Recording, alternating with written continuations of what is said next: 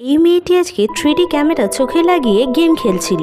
তারপর একভাবে গেমটি খেলার পর তার চোখের মধ্যে দেখে পুরো ইনফেকশন হয়ে গেছে। তাই সে তাড়াহুড়ো করে ডক্টরের কাছে যায়।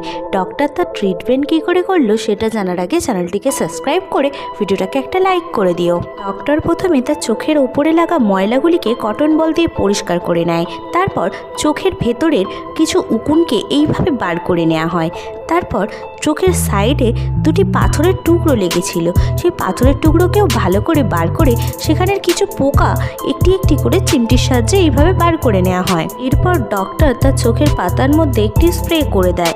তারপর চোখের ভেতরে নোংরা আঠালো শক্ত পর্দাগুলিকে এইভাবে টেনে বার করে চোখের ভেতরের ময়লাগুলি কটন স্টিক দিয়ে পরিষ্কার করে একটি ইঞ্জেকশন লাগিয়ে দেয়।